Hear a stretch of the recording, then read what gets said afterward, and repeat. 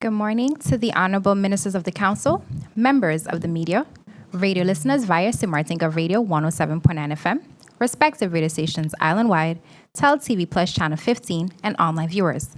I'm Rolika Roach, and welcome to the Live Council of Ministers press briefing for today, Wednesday, February 11th, 2026.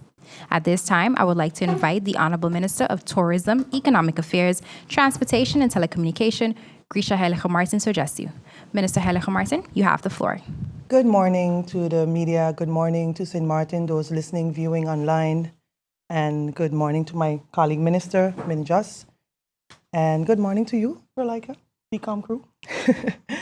Today, I want to update the public on several key matters under the responsibility of Ministry of TIAT. I will begin with public transportation. Earlier this year, the Ministry of TIAT launched the Public Transportation Confirmation Process 2026. And I want to clearly remind all operators that the deadline to complete this process is February 27, 2026. This is not a simple administrative exercise. This process allows government to verify that operators are active, compliant, and authorized to transport residents and visitors. It strengthens oversight, protects passengers, and ensures fairness for operators who follow the rules. As of February 9th, participants remain very low, hence the reason why I'm again announcing this. So buses, out of the 138, only 36 complied. Taxi operators, out of the 454 of last year, only 125 complied. T-plates, 29 from last year, only 6 complied. G-plates, 1 out of 18 complied. And car rentals, 5 submissions. These numbers show clearly that many operators still need to take actions and time is running out. To further strengthen transparency and enforcement, government will introduce the St. Martin Public Transportation Confirmation Sticker. This sticker will be digitally linked to the official confirmation letter and allows inspectors to quickly verify compliance. This is how the sticker will look on the vehicles. Any person that sees this sticker on the transportation vehicle, this is how you know that they're all in compliance. This is the sticker we're using this year. Yes?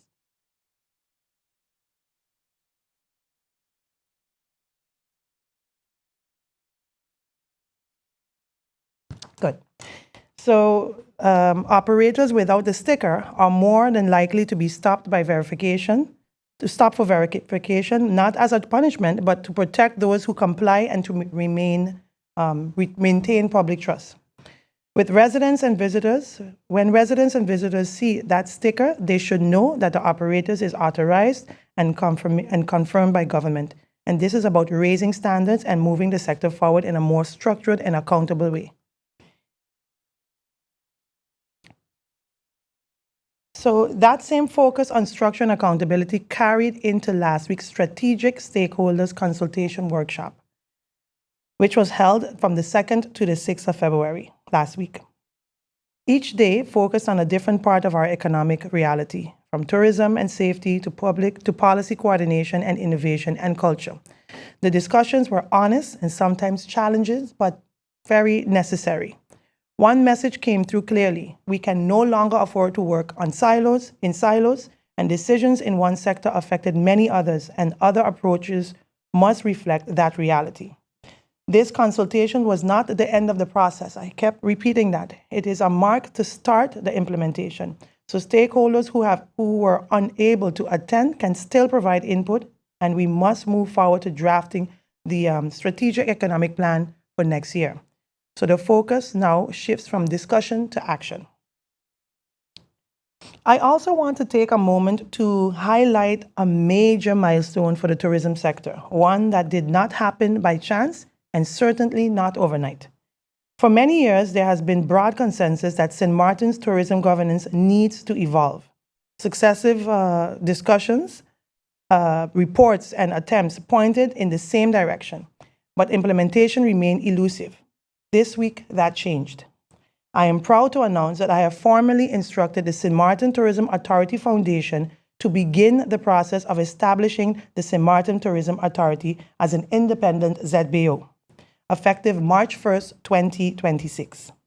This instruction was finalized and signed off at the close of the workshop, not as an afterthought, but as a clear signal of commitment and follow through. This is a structural reform.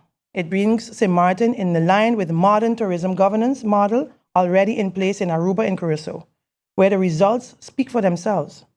Our objective is not mass tourism, but smarter tourism and higher value, better management, and more sustainable with clearer accountability, stronger strategic focus, and the flexibility needed to compete in a rapidly changing global market.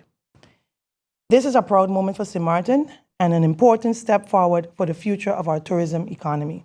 Also, as part of this process, the Tourism Master Plan will be updated for the first time since 2005. We cannot plan the future with a strategy written 20 years ago. This work will be inclusive and transparent, and because tourism affects every resident, every worker, and every business on the island. I want to take also now a brief moment to highlight the launch of the second tourism commercial, which premiered last week Wednesday, across all St. Martin Tourism Bureau's social media platforms, titled Girls Just Wanna Have Fun. I specifically encourage the Tourist Office, the Tourist Bureau, to develop this concept after noticing a clear trend in our data and online engagement. Women are increasingly choosing St. Martin as a destination for sun, relaxation, celebration, and connection. Whether for girls' trips, milestone birthdays, wellness getaways, or simply time away together. This campaign was designed to showcase St. Martin as a destination that offers different layers of fun for women traveling together, spa and wellness, adventure, culture, nightlife, cuisine, and authentic island experience, all in one place. It reflects how visitors are actually experiencing the island today, and it positions St. Martin in a vibrant, safe, and exciting destination for female travelers. I also want to pause here to express my sincere appreciation to the local women who participated in our recent destination commercial. Lakeisha Bluiman, Giovanna Meati, Elena Asas, Shalina Soko, and Rebecca York. All brought authenticity, confidence, and real St. Martin energy to the screen. Their participation matters because when we promote St. Martin, it should be our own people telling that story, proudly, creatively, and unapologetically. I thank each of them for their representation and our island, representing our island so beautifully. Ministry of Tiad also sincerely appreciates the Princess Juliana International Airport, the Morgan Resort, Blue Spa, Candle Drip & Co., the Rainforest Adventures, Bigfoot Water Sports, Aquamania Adventures, We Culture, Astra Restaurant, Casino Royale, and Nowhere Special. Nowhere Special, Electric Adventures, St. Martin Buggy, Under the St. Martin, and Incorporated for their valued support and collaboration. Through strong public-private partnership like this, St. Martin continues to position itself as a premier Caribbean destination, showcasing diverse experiences, vibrant culture, world-class hospitality. I thank all partners for their contribution, for their commitment, and to strengthening the promotion and the tourism product of St. Martin. While tourism drives our economy, reliable utility sustains our daily lives. For that reason, I now want to provide an update on our national utility company, GEBE. Before addressing recent developments at GEBE, it is important to place my role in proper context. Over the past months, the Prime Minister led the stabilization phase of the company. That phase required direct crisis management to ensure continuity of the service. Now that stability has been restored with a new supervisory board and a new CFO and a new COO in place, the conditions are right for the governance to move into the next phase: regulation, compliance, and lawful tariff oversight. That responsibility lies under TIAT. On January 20th, in my capacity as Minister of TIAT, I formally instructed GEBE to demonstrate compliance with its electricity concession and to submit a complete proposed tariff structure within 30 days. This activates formal compliance, a mechanism that have not been used in many years. This request is not optional. Any tariff proposal will be reviewed, verified, assessed for legality, justification, and fairness before government takes a position. This regulatory work is grounded in the BTP RAC evaluation completed in April 2025, with identified gaps in data, transparency, and reporting that must be addressed before any tariff adjustments can responsibly be considered. In parallel, government is advancing legislation to expand the Bureau of Telecommunication and Posts into a full regulatory authority, ensuring independent professional oversight of essential services, including electricity. Let me be clear, government will not allow inefficiencies to be passed on to the consumers. Any tariff structure must be transparent, non-discriminatory, and include properly structured social protection, including seniors. GEBE is a government-owned company. It belongs to the people of St. Martin, and it must operate in their best interests. Before closing, I want to address the article published yesterday on the front page of the Daily Herald, which understandably raised some concerns within the hotel and tourism sector. It is important to clarify that the article was taken somewhat out of context.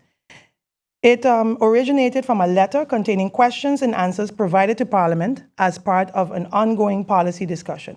It does not reflect a finalized decision, approved policy, or enact law. The accommodation tax, or room tax like we like to call it, is one of the few taxes that does not affect locals.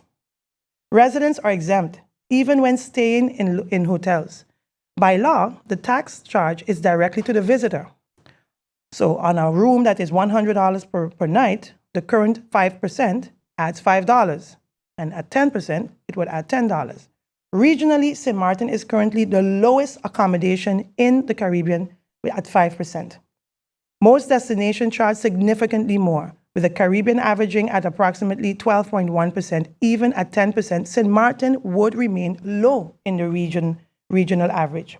Stakeholders have consistently said that St. Martin must invest more in tourism marketing and product development. Any potential adjustments will be preceded by structural stakeholders' engagement, careful review, and open dialogue.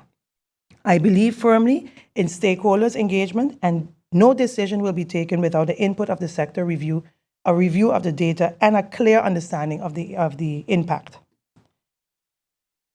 Lastly, I want to share something that struck a chord with many of us. During the Super Bowl halftime, the world saw a St. Martin flag and one of our own dancers on the global stage, Mr. J. Mills. And suddenly the flag craze was on, and rightfully so. But beyond the excitement, this is a reminder of who we are. St. Martin should not only seize moments to promote its flag and its name, but also gravitate around what that flag truly represents: love and togetherness, and our peaceful history as an island, our strength as a true melting pot of cultures. That spirit of unity in diversity is what has carried us through challenges before, and it is what will continue to move us forward together. With that, I look forward to questions that the media may have, and thank you. Thank you, Minister Heilige Martin, for your opening remarks. If you've just joined us, you are watching the live Council of Ministers press briefing for today, February 11, 2026. The Minister of Justice, the Honorable Natalie Tacklin, is present, however, will not be making any opening statements, but available for any questions the media may have. The floor is open, and Bibi Hart Shah of SMN News, you have the floor. Good morning, colleagues and ministers. My first question, I'll take it to the Minister of Justice. Minister, last year, quite a number of times at this press briefing, I asked about the backlog. And one of the reasons that we were getting is that the system was not correct and that a new system would have been installed as of January. Has that system been installed?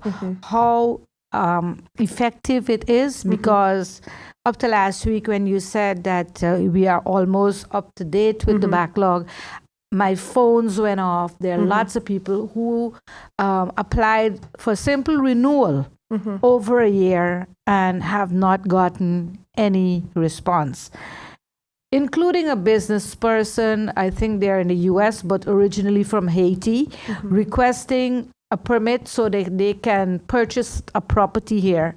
And for some reason, this has been red flagged. Can you also explain me about the system, the backlog, and what are the reasons for placing red flags on requests for permits? Okay. That was about 4 questions in one, but we'll take it.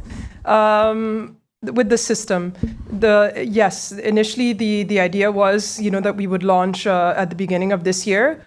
However, not all of the system is ready, and then immigration initially was proposing that then we half launch the system. And I didn't want us to have that some permits would be in a new system, while then if you had a different, for example, let's say if you applied with a work permit, so you were coming here to work, you would go into the new system, but then your family would have to apply in the old system.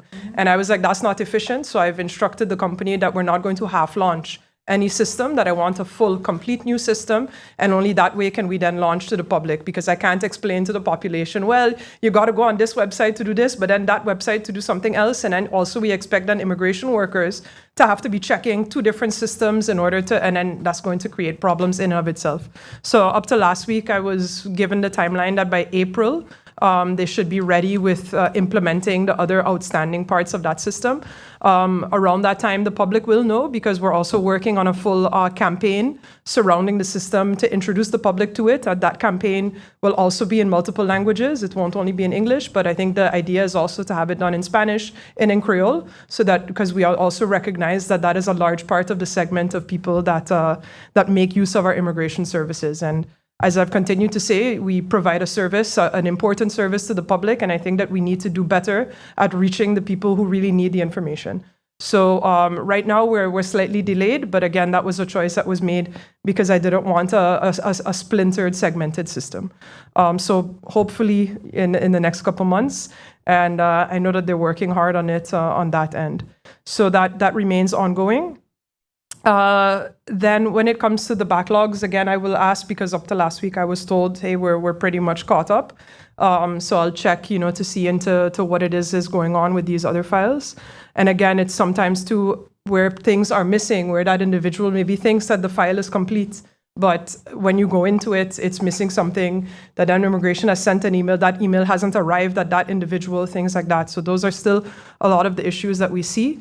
When it comes to I don't understand the casus, to use a Dutch word, of an individual needing a permit to come buy a property, because that doesn't make sense to me, that you need a permit to buy a property, because normally you would buy the property first and request the permit after.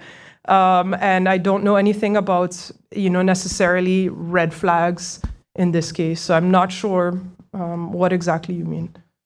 Minister, there is some business people. Probably I didn't explain it properly, but these are people who are intending to invest a lot of money in St. Martin. Prior to doing that, they have to get a residency permit or some kind of permit from IND. They requested this permit. It has been delayed. They were told it's red flag. So I'm asking, what are the reasons for giving a red flag over permits? Is it because the person have too much money? I don't know. Again, what type of permit they would be requesting is I can't think of one off the top of my head.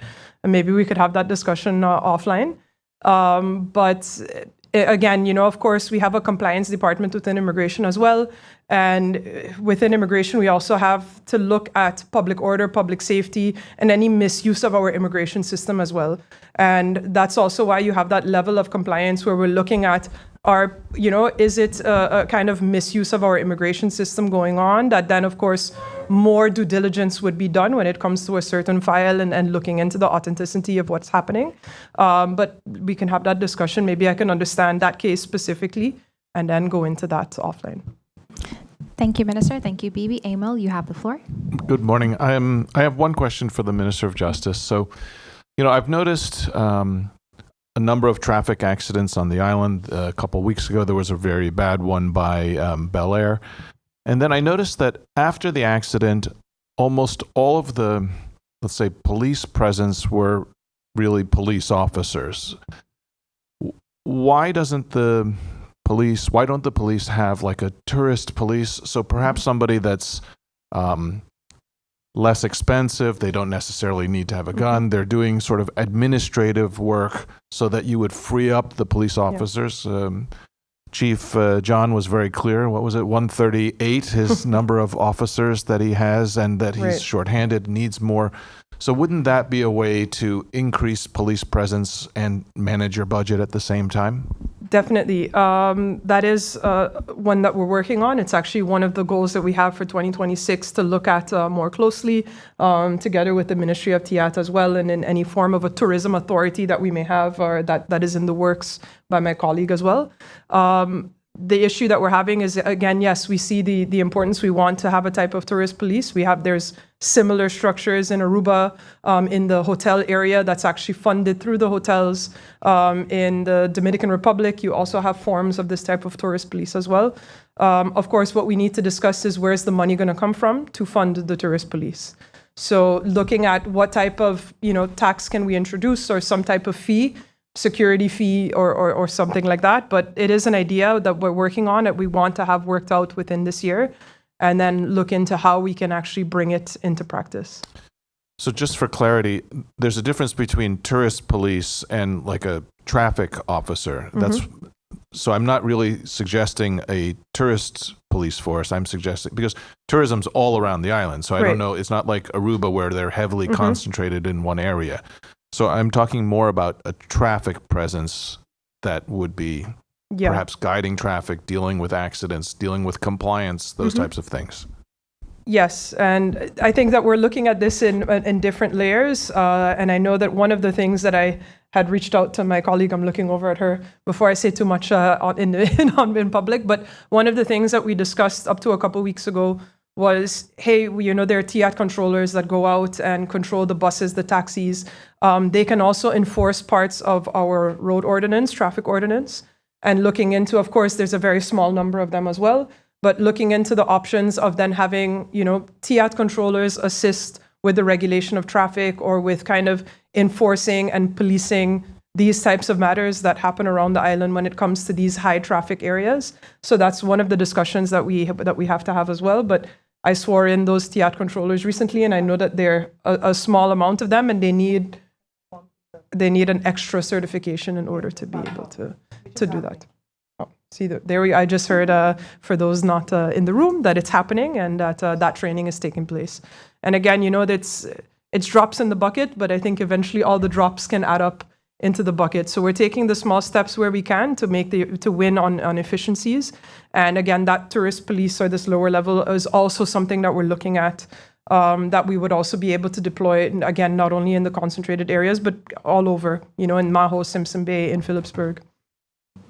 Thank you, Minister. Thank you, Emil. We now move on to the second round. Bibi, you have the floor. Thank you, Relaika. I'll have my last question for the Minister of Justice for now. The police and their back payment, have they been paid? And, we're just around the corner from Carnival. These police officers are expected to work overtime again. And what is it about the LBAs? Have you finalized that? But what I want to know, Minister, is the back payment for the police officer. Have they been paid? Yeah. At least all officers that have received their LBA, and not only officers, of course, our entire justice chain. As soon as you get that LBA, typically the retroactive pay from January 1st, 2023 until the date that you receive the LBA is paid out on the next payroll by by Lona Salaris, wages and salaries. So everybody who has received has one, and then we're awaiting the final batches to come back from the governor. So we're still awaiting those. Actually, I had it on my list to give a call today to see where they are with that, and those are the final two. So, and I'm not even sure if there's really many officers left in those. I think most of them have already come out of that. And when it comes to overtime and those things, that is budgeted for every year within our budget. And we typically don't have any issues when it comes to paying out the overtime for the festival season. Let's put it that way. And I know that last year TIAT also assisted in providing budget for the extra events that we had. So typically, this is something that we're able to figure out. But of course, we would love to have more budget as a Ministry of Justice, and I continue to say this. And maybe if I say it enough times, it'll happen. So, like if you see Bloody Mary enough times in the mirror, she comes. Maybe it'll happen. So yes, that's where we are with that. Thank you, Bibi. Amo? Yes, my question, first a clarification question.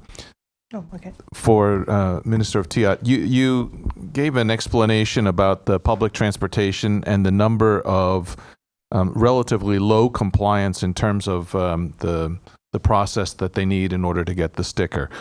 What's the consequence of not being compliant? Will they not be able to operate? Is there a fine to pay? What's the consequence? The most important consequence right now, and I mentioned it before, will fall into those that are not operational past a specific amount of time, and because the revocation process will begin sternly this coming quarter.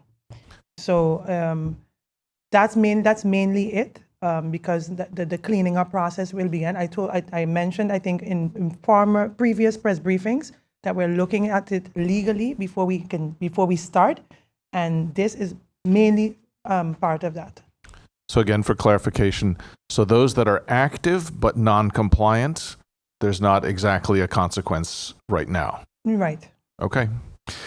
So my question is regarding the draft legislation on room tax that you're working on in that letter that you mentioned was taken out of context. Right. But there's a comment, I have a copy of the letter that says, plans to increase in room tax and introduce levies on short-term rentals, for example, VRBO, Airbnb.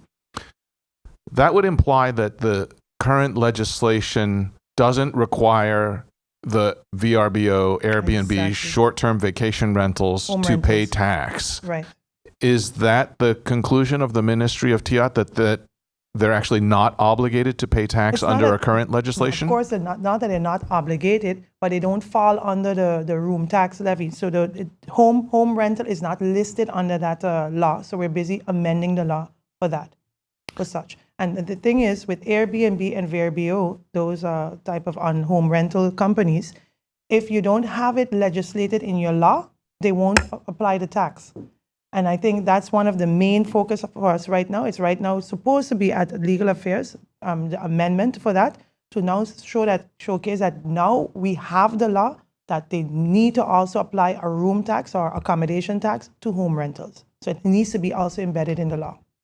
So, sorry, just for clarity, because I think they do pay, right, standard. You need to start your business, register it of course at a tax office, and you need to pay your regular 5% TOT tax and your traffic tax, standard.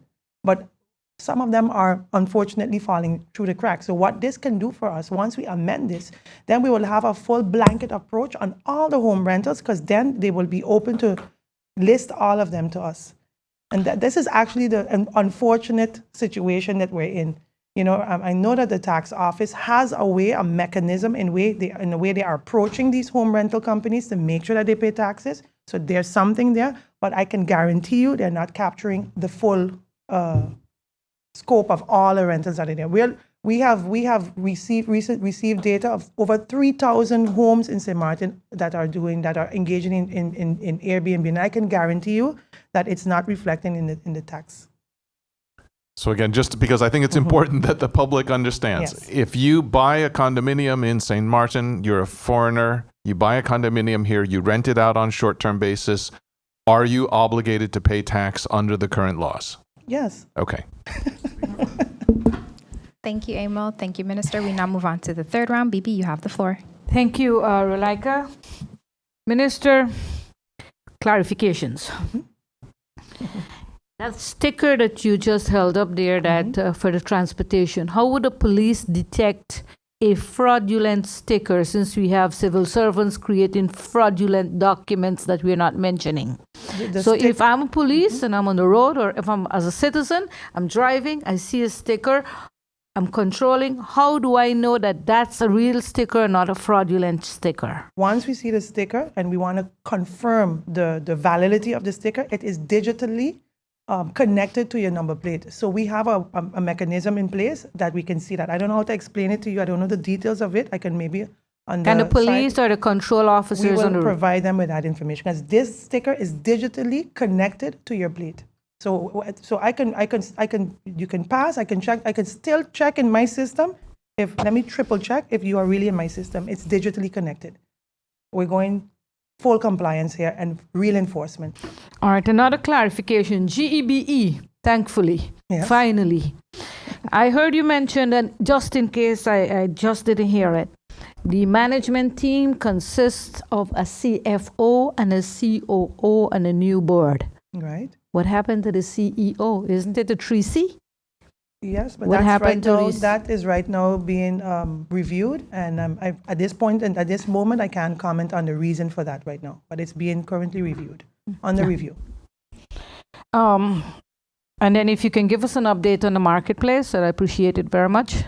Right now, I mentioned it last press briefing that it's making its administrative move, and right now it's at the final department, and then that would come to CoM. In St. Martin, not St. Martin, usually when I say administrative move within the government apparatus, it usually takes some time. But right now it's in its final stage. Once that ministry approves that, it'll come to CoM. Once CoM approves it, it's a go, green light. Yes? Thank you, Minister. Thank you, Bibi. Emil? Minister, I attended quite a bit of your session last week on the conference on the future economy, the development. Thank you for being there. Sure. And one of the messages that came across very clear is, or at least the question, the feeling that the country's overdeveloped, that the consequences that residents are experiencing with traffic congestion, and the question of when is enough, when is it enough, when is too much. But yet in your letter, again, you talk about hotel development and adding more rooms, which means more capacity, more traffic. Has the conference last week changed your perspective or government's perspective in terms of an approach to development? Is there a moment that government now says we need to put the brakes on development, take a pause, let our infrastructure catch up with our growth? Take a pause. Well, the issue we're having right now with these new hotel developments were already in play, I think, prior to us even coming in to government. You have 2 major hotel developments coming up by 2028, which is Ville de Vent, now Sitai. I think on the 25th, they're going to be announcing rebranding. That's going to be about, 400 rooms? I'm looking at you, you don't remember. Okay. About 400 rooms. And then also we're looking at Planet Hollywood also coming into play very soon. That's going to be another 400 to 600 rooms. These were in process before we came into government, and we cannot stop that process. But what we can do is mitigate how we welcome the new developments. And you also have to keep in mind, Mullet Bay coming into play very soon. So the question is, your question is correct, Emil, when do we put a pause, and is it enough? I personally believe with those 3 hotels, it's enough. Personally, my personal opinion, I think we have met our cap. We're feeling it every day now during the high season. And there's got to be a time now we say, this is it, no more. So I think that is where this government, we're at a crossroad right now. We're at a pinnacle. right now assessing exactly that by looking at doing that carrying capacity study. The carrying capacity study will not only look at the amount of people that can come to the country, or amount of people that are living, but it's going to also look at the amount of cars, the infrastructure, everything, a full blanket approach. And with the outcome of that, we can then say, this is the max, this is our carrying capacity, and this is where we stop. And I pray to have all government, any government that comes after that, continuity, that we respect that as our tool. And that is where we are right now. We're at a point right now that we can assess and say, we draw the line. And that is exactly where I think we're going to go, drawing the line as to the maximum amount of hotels, the car situation, the amount of cars that are coming into St. Martin. This is where we are. Getting that carrying capacity study will be the key to finding out that line, that drawing that particular line. So if we are aware of it, we are, but we need professionals to give us that number, that cap. Thank you, Minister. We now move on to the fourth round. Bibi, you have the floor. Minister, I don't know if you mentioned it, Sunwing, the former Great Bay, are they excluded from, or will there be an exclusion? Or are we expecting former Great Bay Hotel? Was it sold to Sunwing Group? I think that. Sorry? That is Planet Hollywood. Yes, okay. That's Planet Hollywood. All right, Yes. because I thought I didn't hear That it. is exactly what that Great Bay will become Planet Hollywood Hotel. Okay. Yes. All right. Minister, you were doing an investigation on EDC and the funds, the missing funds. Where are we with that report? Do you at least have a draft report? How do you plan to recuperate the missing funds from EDC? And EDC.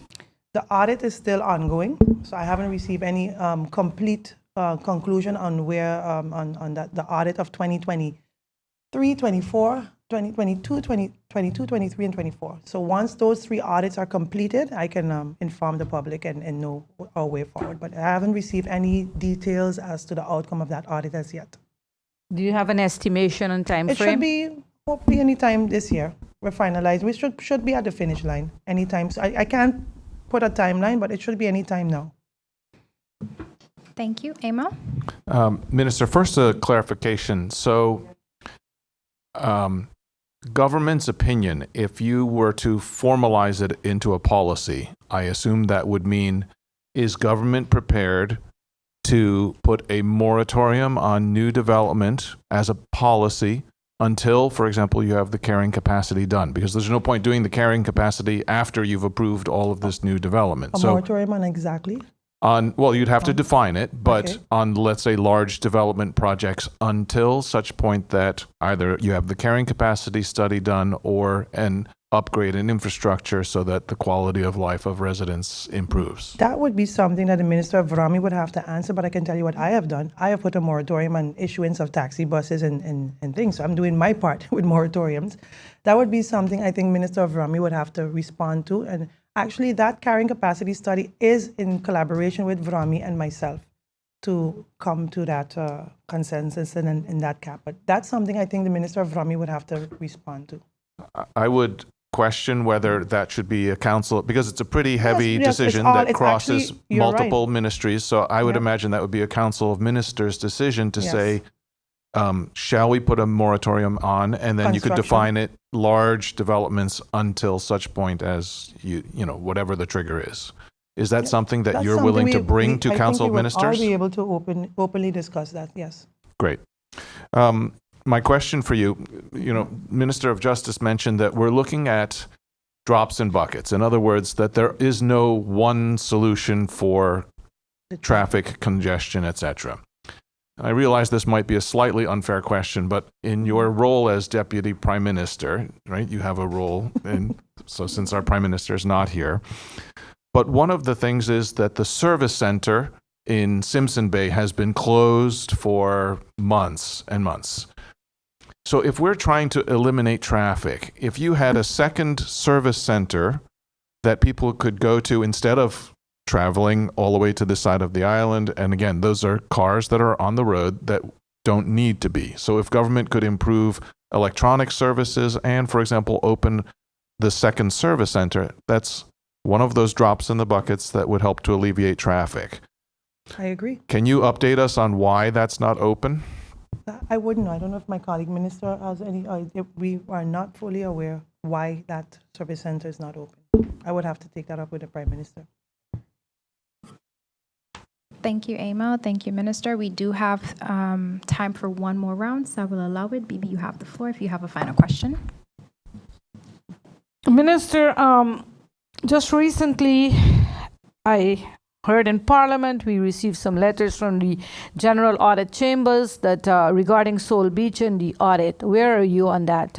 What's your thoughts? I just sent a letter to the SED, and to find out what the status is on their reporting. And I think by the time, I think the response was that this week or next week, that final report will be submitted to me, and I will then take that report and bring it with. That's one of the. I'm waiting on that report so that I can go to Parliament and do a presentation on that. So I would say by sometime this week or next week, I will have the completed report and from SED, and then I will make that public as well. Do you intend to host Soul Beach this year? I not able to hold Soul Beach this year. It was never in the budget of this year.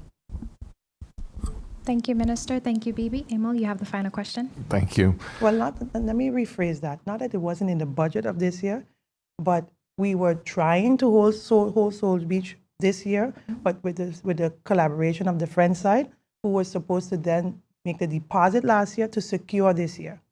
And that, unfortunately, didn't happen. Unfortunate, but they couldn't, wasn't possible. And that's one of the reasons Soul Beach isn't here. So, but I still believe in Soul Beach.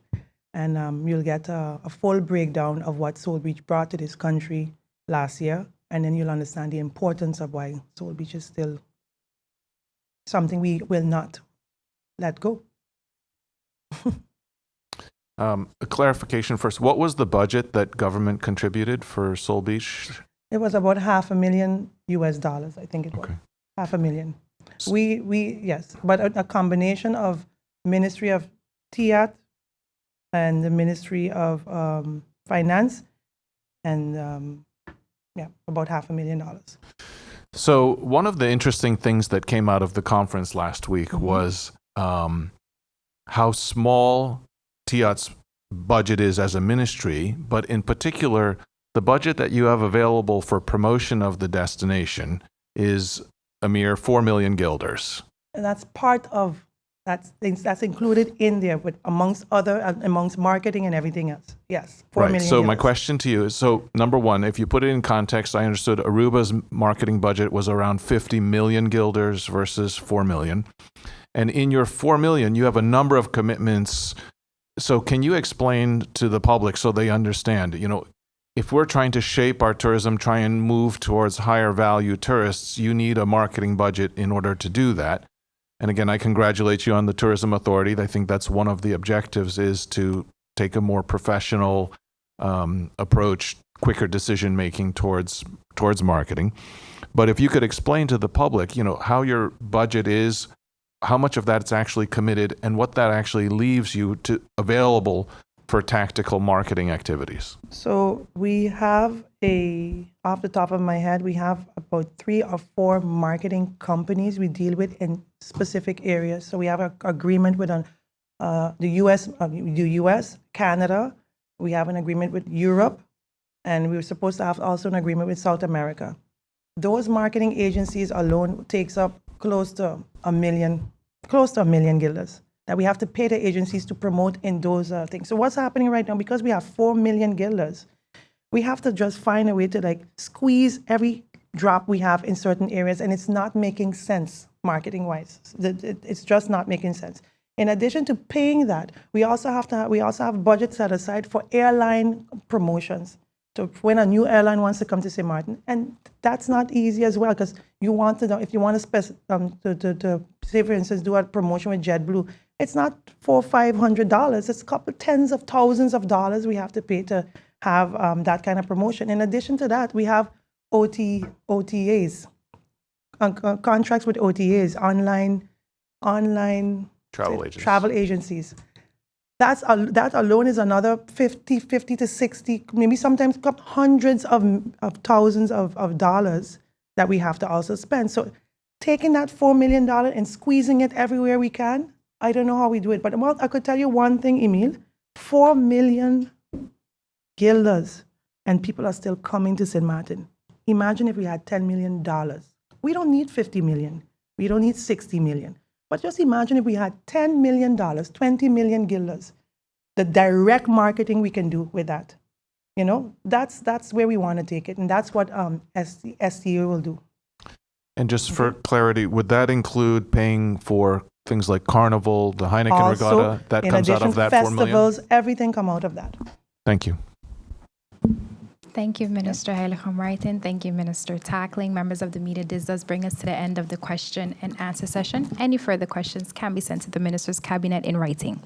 Honorable Ministers of the Council, members of the media, radio listeners, and online viewers, this brings us to the end of the live Council of Ministers press briefing for today, Wednesday, February 11, 2026. For rebroadcast, tune into stmartingov.org, St. Martin Gov Radio 107.9 FM, Tel TV Plus Channel 15, the official Facebook page of the Government of St. Martin, and YouTube channel Government of St. Martin. For video on demand, log on to the Government of St. Martin's YouTube channel. On behalf of the Department of Communication and the Government of St. Martin, I'm Roleika Roach and wishing you a pleasant day further.